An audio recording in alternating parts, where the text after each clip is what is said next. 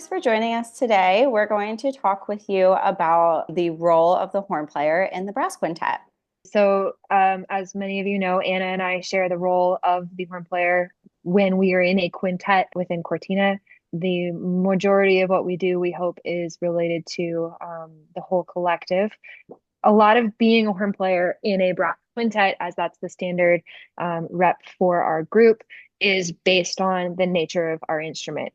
We are the least directional, I like to call us anti-directional instrument in the group, which means that a lot of things that we have to accommodate for are result from the difference between what we're hearing in our own playing and what is going on in the rest of the ensemble. A lot of that means that we need to be playing ahead of the beat because we have to accommodate for the fact that our sound goes backward before it goes forward. We also need to play louder than most other, or work harder to play to accomplish the same amount of sound, just based on the nature of our instrument.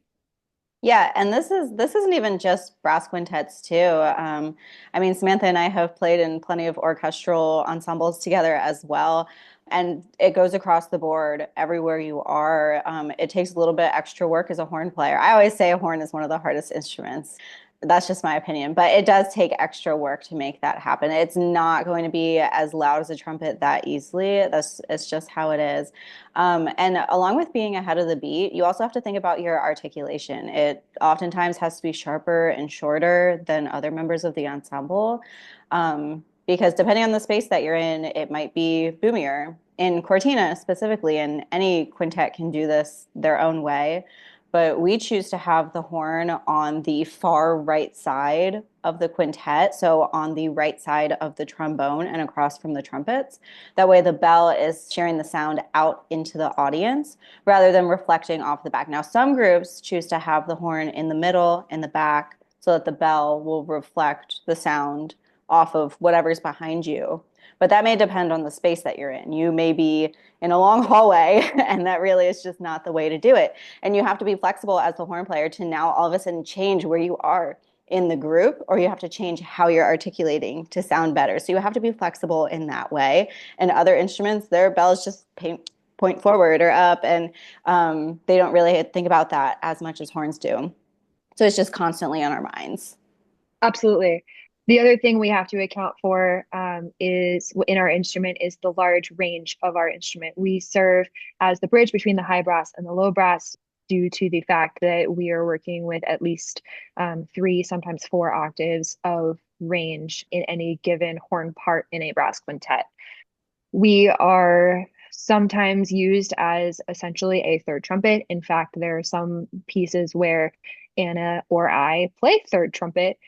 The Dupre from our October 11th Brass and Organ recital is a really great example of that, where I took over third trumpet and had to adjust not just the range I was playing and transpose the part. Thanks, Lewis, for offering to do it, but also change the tone of my instrument and the sound that I was producing to match a trumpet player. On the flip side, if you have a piece that has trombone parts, the V door from our recital is an excellent example of this, where we were essentially playing the trombone part, the first trombone part.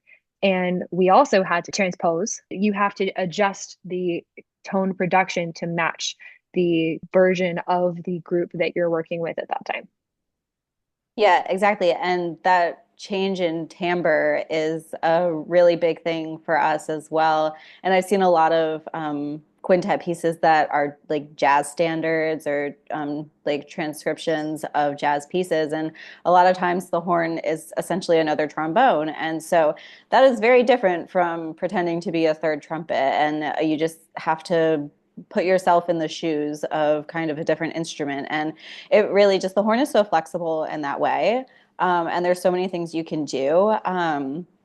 But it takes a lot of practice. And we're very different from other instruments too. I mean, trumpet players have like a bajillion different mutes and other things that they can put into their bells at their disposal, that they can use for whatever they're playing. And composers utilize all those different timbres that they have, but horns really just have two options. They have stopping with their hand and they have the regular straight mute.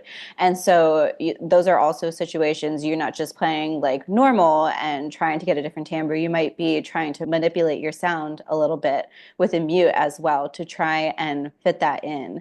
And it comes from that internal sound concept of what you really are trying to create. Absolutely. And that comes biggest into play when you are the person who is controlling what the sound is in the group, when you have the melody. Composers tend to say, okay, well, we're going to listen to the high brass now, and then we're going to have this little section where the horn player takes over what the melody line is. And you have the opportunity at that point to really shine and make it your own and introduce your own sound concept within the realism of what the piece is in the moment. With that comes change in the mindset of what it takes to be the melody. In common types of ensembles, usually other members have to drop at least a dynamic level because you're a softer version of what they're doing. And they have to be able to hear you over what it is that the accompaniment has going on. The goal in brass quintet, and we try our very best to communicate with our lovely group members about what this is, but what this should be for everybody and what we are able to accomplish.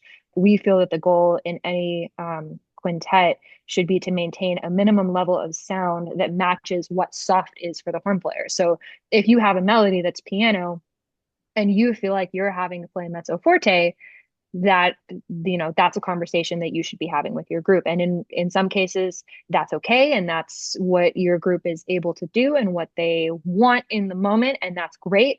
But it really provides an extra level of depth if you're able to say, okay, well, we're going to take this all the way down and make it so that the audience is able to lean into what it is that you're trying to accomplish.